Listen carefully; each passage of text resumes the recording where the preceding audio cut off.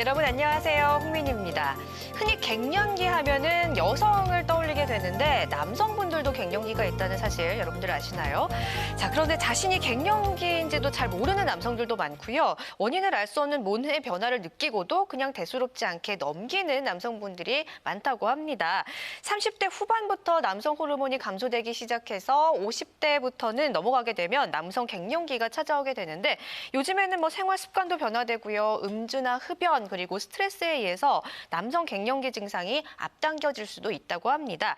자, 남성 갱년기 증상 중에 주요한 증상으로 먼저 성기능의 저하를 들 수 있는데요. 병원 치료와 함께 극복하려는 노력이 중요하겠죠. 그래서 오늘 이 시간 그에 따른 이야기 나눠볼까 합니다.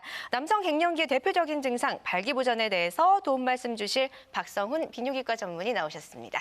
안녕하세요. 안녕하십니까? 네, 오늘 남성분들의 말 못할 고민 지금 방송 보고 계시는 분들도 많을 텐데 다양한 정보 나눠보도록 하겠습니다. 자, 그럼 지금부터 본격적인 이야기 나눠보도록 하겠습니다. 남성 성기능 되찾기 프로젝트 시작합니다.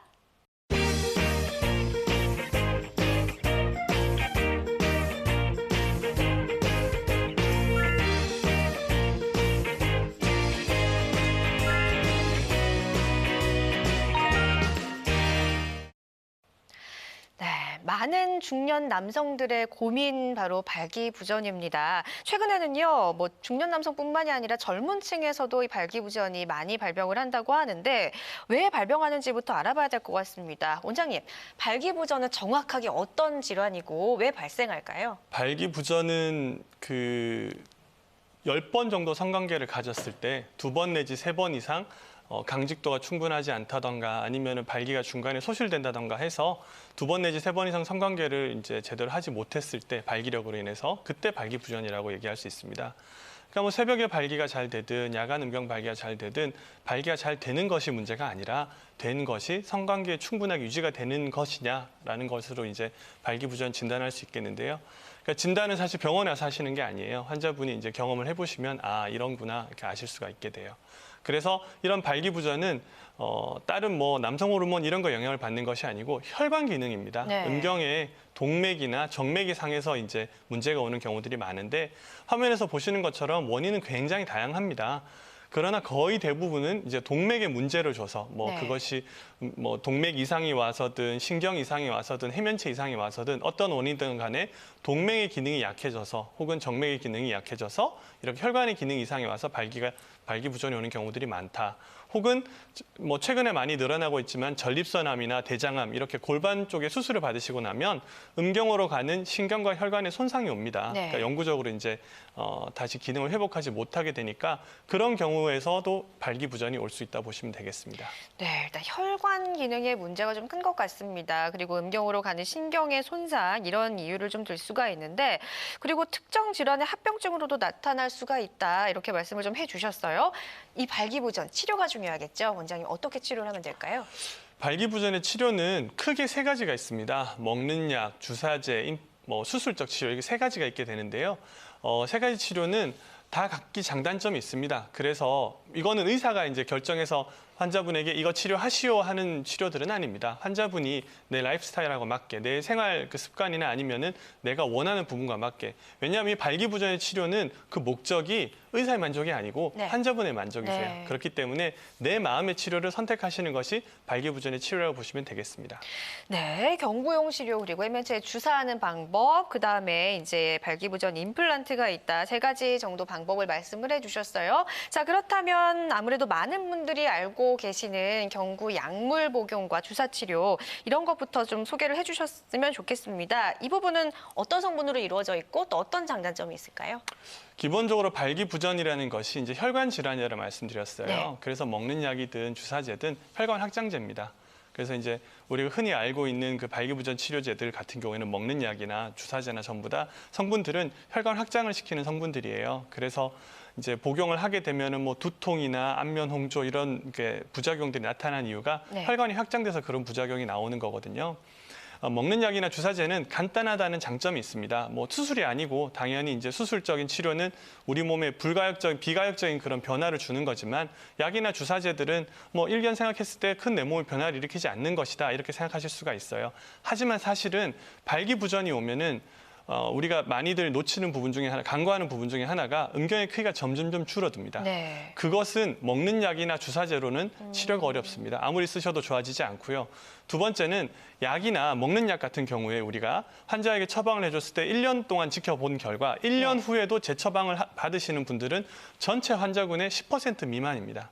그 이유는 네. 부작용이나 불편함이 사실 굉장히 많아요. 네네. 이게 그 성관계 전에 약을 복용해야 되는 건데 네. 그게 생각보다 불편하고 또는 이제 부작용이라든가 아니면 이제 관상동맥 질환 같은 심장이나 뇌혈관의 질환이 있으신 분들은 약이 상당히 좀 부담스러우시거든요. 네네. 그래서 그런 분들의 경우에는 이제 좀 주의해서 사용하셔야 된다는 부분들이 있겠습니다. 네, 좀 쉽게 구할 수 있고 뭐 먹는데도 간편하고 하겠지만 약물 치료에는 어느 정도의 그런 부작용도 따를 수가 있고 제약적인 부분들이 많이 있습니다. 자, 그 방법 이외에 또 주사 치료가 있었어요. 해면체에 직접 주사, 이건 어떤 겁니까? 이것도 이제 혈관 확장제인데요. 당뇨 환자분들이 인슐린 맞으시는 것처럼 이제 관계 전에 음경에 직접 주사를 하시게 됩니다. 근데 주사제는 보통 이제 저희가 3가지 약물을 섞어서 쓰거든요. 네. 다 혈관 확장제들인데 각기 약을 하나만 썼을 때는 부작용이 너무 크기 때문에 결국 부작용이라는 것은 약에 대한 내성이 높아지고 그리고 음경 해면체가 손상을 입어서 단단하게 변합니다. 그러면서 크기가 줄어드는 걸 얘기하는데 이 부작용을 줄이기 위해서 3가지 약물을 섞어놨어요. 네. 그러나 부작용을 줄인다는 것이지 없는 건 아닙니다. 그렇기 때문에 아마 뭐 사용해 보신 분들은 이제 거의 다 잘 아시는데 반복적으로 사용하기가 힘들어요. 네. 주사를 찔러 넣어야 되잖아요. 근데 네. 제대로 못 찔러 넣는 경우들도 있고 혹은 잘 쓴다고 하더라도 점점 음경의 크기가 줄어들게 됩니다. 예. 이 음경의 크기는 남자한테는 굉장히 중요한 부분 중에 하나예요. 네. 우리가 뭐 치료하면은 이렇게 이제 크기가 작아지는 걸 모르고 주사제를 계속 사용하실 수 있지만 아시고 나면은 내 주사제 괜히 사용했어 이렇게 네. 얘기하시는 분들을 종종 볼 수 있습니다. 네, 이렇게 해서 경구, 약물 치료, 주사 치료까지 확인을 해봤는데 또 한 가지 방법이 있었습니다. 임플란트. 보통 임플란트 하면 저는 치과부터 지금 생각이 나거든요. 네, 근데 그렇죠. 이런 발기부전에도 임플란트 치료가 가능한 건가요? 네, 맞습니다. 그래서 이제 임플란트 치료라는 것이 아까 말씀드렸던 3가지 수술법, 치료법 중에 하나인 수술적인 치료입니다.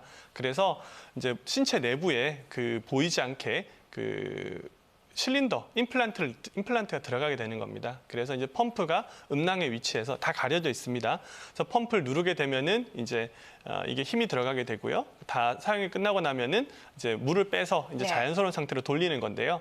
치아 임플란트하고 굉장히 유사합니다. 네. 우리 몸에 이식되는 모든 이제 인공물들은 다 저희가 임플란트라고 부르는데 치아가 하는 것처럼 뭐 뜯고 씹고 맛보고 즐기고 뭐 똑같죠. 임플란트를 하셔도 침 나오고 음식 삼키고 똑같은데 음경 임플란트 또한 오로지 발기력만 돌려드립니다. 그래서 네. 음경의 감각, 사정, 오르가즘, 소변 보시는 거 전후로 차이가 없게 됩니다. 화면을 보시게 되면은 이게 임플란트 이제 원리를 설명드리는 건데요. 네. 그래서 음낭에 감춰진 저 펌프를 누르시게 되는 겁니다. 그러게 되면은 이제 힘이 이제 들어가게 되는 거죠. 그래서 힘이 들어간 상태에서 사용이 끝나시고 나면은 펌프 바로 위에 있는 버튼을 눌러서 이제 다시 자연스러운 상태로 돌린다고 보시면 됩니다. 네. 비유를 들어드리자면 자전거 타이어에 바람 넣듯이 네네. 내가 이제 원하는 만큼 압력을 조절하실 수 있다 보시면 되겠습니다. 네, 일단 뭐 펌프도 보이고요. 뭔가 많은 것들이 내부에 들어가 있는 수술인 것 같아요. 네네. 자, 이렇게 해서 뭐 자연스러운 모습으로 환자의 만족도가 높다라는 말씀을 좀 해주셨는데요. 팽창형 임플란트 삽입술 어떤 특징들이 있는지 한번 정리해 볼까요? 네, 팽창형 임플란트 수술은 근본적인 치료가 가능하다는 겁니다. 그래서 뭐 더 이상 약을 복용하시거나 주사를 맞거나 이런 번거로움이 없으시다는 게 있겠고요. 두 번째로는 전혀 기능에는 거의 대부분 차이가 없게 됩니다. 그래서 이전에 있었던 뭐 감각이나 사정, 오르가즘 이런 것들은 더 좋아지지도 나빠지지도 않습니다. 똑같이 유지된다 보시면 되고요. 임신을 목적으로 수술을 받으시는 분들도 그래서 종종 있으십니다. 내구성이 뛰어나고 환자 만족도가 높다. 그리고 이제 하나 더 말씀드릴 부분은 팽창 임플란트 같은 경우에는 다른 약이나 주사와 달리 발기부전으로 인해서 크기가 감소한 부분을 되돌릴 수가 있습니다. 크기를 회복해낼 수가 있습니다. 네. 예전에는 이 수술 받고 나면 크기가 줄어든다고 저희가 설명을 드렸었어요. 네. 근데 그거는 예전 이야기고요. 수술의 술기가 개발함에 따라 현재에는 크기를 임플란트 자체 팽창하는 힘이 굉장히 좋습니다. 이놈을 이용해서 그 크기를 최대한 회복시킬 수 있는 방법들이 있습니다. 그래서 앞서 말씀드린 뭐 약이나 수술, 주사 치료와는 그 부분에서 이제 차이가 날 수 있다고 보시면 되겠습니다. 네, 영상도 저희가 확인을 해봤지만 안에 삽입되어 있는 뭔가 펌프를 조정하면서 이렇게 팽창형 임플란트 방법에 대해서 자세히 알아보고 있습니다. 자, 안에 뭔가 이렇게 들어가니까 뭔가 수술 방법이 까다롭거나 복잡하지는 않을까 이렇게 좀 생각이 드는데요. 수술은 어떻게 진행이 되나요?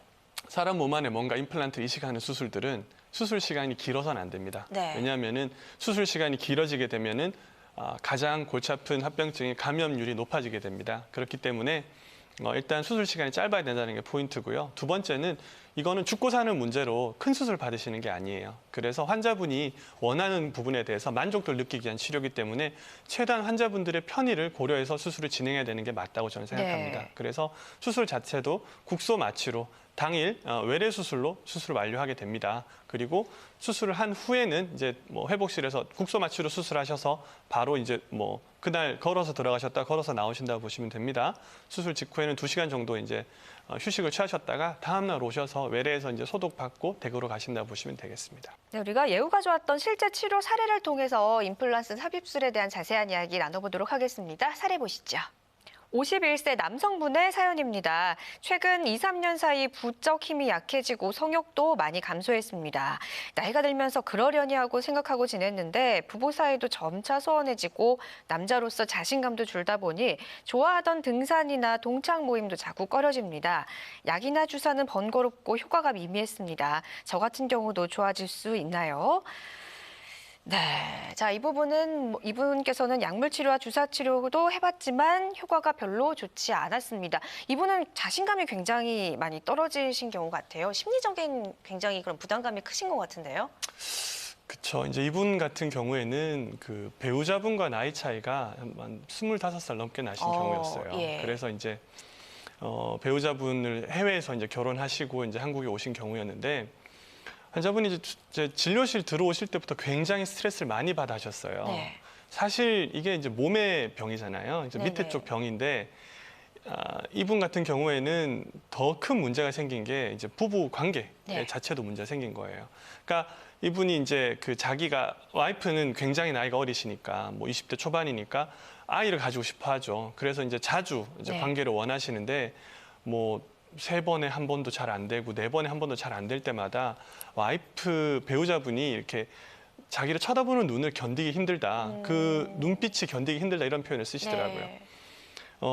이건 뭐 그 남편을 원망하는 눈빛이 아니에요. 안타까워한다거나 뭐 여러 가지 복잡한 감정을 가지고 이제 쳐다보시는데 그러다 보니까 자기가 와이프 되게 참한 분이신 것 같아요. 제가 얘기를 들어봐서는 만나뵌 적은 없지만 근데 자기가 의처증이 생기는 것 같더래요. 네. 와이프가 내가 이걸 못 만족시켜 주니까 다른 혹시나 그런 게 있는 게 아닐까 걱정도 되고 이분이 그러니까 원만하던 부부 관계조차 소원해지는 거예요. 자꾸 그것 때문에 자기가 스트레스를 받는 거예요.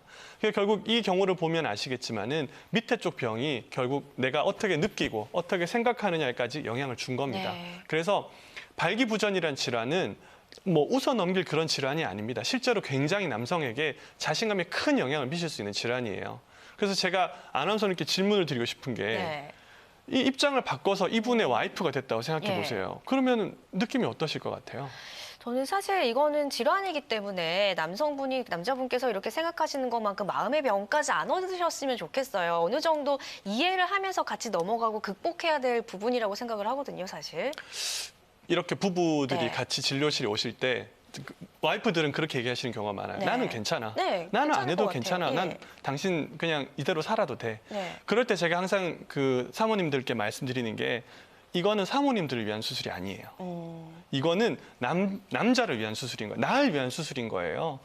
쓰든 안 쓰든 내가 남자로서 그 유일하게 내가 남성성을 확보할 수 있는 부분은 내가 남자라는 가장 큰 이유 중에 하나가 바로 그 발기력입니다. 그래서 이분 같은 경우에는 좀 적극적인 치료가 도움이 되겠다. 약이나 주사 치료도 효과가 없고 그래서 팽창 임플란트 수술을 받으셨고요. 수술 중에 이제 수술하면서 똑같이 이제 크기 또한 최대한 이제 그 예전 크기대로 가장 회복을 하려고 노력했었고, 수술 이후에 이제 3개월, 6개월 지나면서 크기가 많이 회복이 되신 경우셨어요. 그래서 나중에 이제 환자분이 진료실에 오셨을 때 관계에 대해서 일단은 만족스러워 하시더라고요. 그래서 배우자분과 다시는 이제 자기가 그 생각을 안 하게 되더라. 네. 와이프가 자기를 쳐다보는 눈빛이나 이런 것들이 다시는 그런 눈빛을 느낄 수 없어서 굉장히 좋았다. 그런 얘기를 이제 해주셨었고요. 환자분은 이제 보면서 이게 단순히 발기부전이라는 것이 밑에 쪽이 아니라 내가 남자로서 얼마나 어떻게 느끼고 생각하느냐 이런 거에 영향을 크게 주는구나 알 수 있는 사례였습니다. 네, 일단 단순히 발기부전이 그냥 뭐 성욕 해소나 부부관계를 원만히 하기 위해서 치료를 해야 되는 것뿐만이 아니라 남성성 회복, 자신감 회복, 이 마음의 병 치료를 위해서라도 여러분들 문제가 있다면 꼭 전문의의 상담을 받으시고 이렇게 치료를 받아야 되는 부분인 것 같습니다. 자, 이렇게 중년의 발기부전 환자를 사례를 살펴봤는데요. 계속해서 다음 사례 살펴보도록 하겠습니다. 네, 이번에는 67세 남성분의 사연입니다. 전립선 암으로 3년 전 로봇 수술을 받았고 병원에서 전립선 암은 치료가 잘 되었다고 했습니다. 요실금은 호전되어서 약간 남아있는 정도지만 발기부전은 차도가 없고 처방받은 약에도 반응이 적었습니다. 집사람은 괜찮다고 하지만 전립선암 수술 전에 누리던 남자로서의 삶을 되찾고 싶습니다. 저에게 맞는 치료법이 있을까요? 이분 같은 경우에는 이제 전립선암이라는 거는 진단이 어느 날 혈액 검사하니까 당신 전립선암 수치가 높소 해가지고 네. 조직 검사 받고 나는 이제 증상이 없어요. 본인은 뭐 전립선암 때문에 소변이 불편한 것도 아니고 뭐 밤에 자다 깨는 것도 아니까 아픈 것도 아니고 그래서 멀쩡히 잘 있다가 이제 전립선암 수술을 받으러 가시는 거예요. 그래서 전립선암 수술을 받고 났더니 점점점 6개월 처음에 이제 소변 누구나 다 요실금이 좀 발생하거든요. 네. 소변이 새는 거는 시일이 지나면 점점 좋아지셨어요. 근데 문제는 발기가 안 되고 소변 새는 게 약간 남아 있다는 거죠. 암에서는 살아남은 거예요. 환자분 같은 경우에 암에서는 살아남았지만 내가 수술 받고 나니까 옛날에 건강했던 내 삶은 아닌 거예요. 그래서 우리가 이제까지는 치료들이 보통 보면은 환자가 암에서 살아남는 거에 이제 되게 굉장히 치중을 했다면은 지금부터 우리가 가야 될 방향들은 워낙 암 환자들이 많이 늘어나고 있으니까 암 치료 후에 이전의 삶을 되돌리는 것이 중요하지 않은가 이제 이렇게 저는 생각합니다. 그래서 이분 같은 경우에는 말씀드린 대로 이제 암 치료 전의 삶을 되찾고 싶으셨던 거예요. 네. 연세가 많다고 생각하실 수도 있어요. 뭐 지금 7세 남성분이시니까. 근데 사실 67세면은 요즘은 되게 젊은 나이시거든요. 그렇기 때문에 환자분은 이제 좀 더 적극적인 치료를 받고 싶어 하셨고 전립선암 수술을 하면서 모든 환자가 그런 건 아니고 수술이 잘못된 것도 아니지만 그 음경으로 가는 신경과 혈관 자체가 회복이 되지 않는 분들이 종종 있습니다. 네. 그래서 이분 같은 경우에는 이제 또한 거기다가 약간의 요실금이 남아 있으셨어요. 그러니까 소변이 약간씩 새시는 거예요. 뭐 크게 기침을 한다거나 아니면은 뭐 세게 뭐 공을 찬다거나 이랬을 때 약간씩 새시는 게 굉장히 불편했어요. 이유가 냄새 날까 봐. 다른 사람들이나 그러니까 약간 세면 냄새가 날 수 있잖아요. 거의 사실 안 나는 정도지만은 내 머릿속에 있는 거예요. 혹시나 내가 그럴까 봐 부끄러워 하시는 거예요. 그래서 사회생활도 제약을 받고 네. 그래서 그런 것들을 치료하기 위해서 팽창 임플란트를 선택을 하셨습니다. 그래서 팽창 임플란트 수술 자체로는 원래 뭐 심한 정도 요실금은 호전이 되진 않지만은 아주 가벼운 요분 정도는 이제 팽창 임플란트 수술만으로도 요실금이 호전되실 수가 있고요. 네. 그리고 당연히 발기부전에 대해서도 이제 치료 효과가 경과가 좋으셨습니다. 그래서 전립선암 수술 받고 이분이 이제 오셨을 때 1년에 거의 크기가 한 1인치씩 이렇게 줄어든다고 돼 있어요. 전립선암 네네. 받고 발기부전이 오면. 이분 같은 경우에는 수술하고 나서 한 7개월 정도 차 때 저희가 뵀을 때 크기가 많이 회복이 돼 있으셨죠. 그래서 수술 치료 경과가 좋았던 부분도 있지만은 환자분이 이제 이제서야 내가 7개월 지나고 뭐 전립선암 수술 받은 지 한참 되셨으니까 거의 한 3년 동안에 내가 이제서야 암 완치됐다는 판결보다는 이제 네. 이렇게 남성성을 회복하고 소변도 좀 새지 않고 하니까 이제 내가 암 전의 삶을 좀 되찾는 것 같습니다. 그렇게 얘기를 주시더라고요. 네, 자 이렇게 팽창형 임플란트 삽입술 이후에 요실금 문제도 해결이 됐고 암 치료를 받았던 분까지도 발기부전에 대해서 이렇게 치료한 경우 예후가 좋은 사례를 소개를 해드렸습니다. 자 이렇게 암 수술 이후에 발생한 발기부전도 치료가 됐는데 구체적으로 이 팽창형 임플란트 삽입술 어떤 분들이 좀 도움을 받을 수 있을까요? 예, 화면을 보시는 것처럼 팽창 임플란트 삽입술은 발기부전이 있는 환자들 거의 대부분을 대상으로 한다 보시면 되겠는데요. 원래 수술 개발된 목적 자체가 사실 어떻게 보면 난치성 발기부전이라고 할 수 있는 합병증들이 지병이 있으신 분들 있잖아요. 네. 뭐 고혈압이나 당뇨나 뇌졸중, 뭐 심근경색, 혹은 뭐 간부전, 심부전 뭐 이런 것들이 있는 분들 위해서 개발된 수술입니다.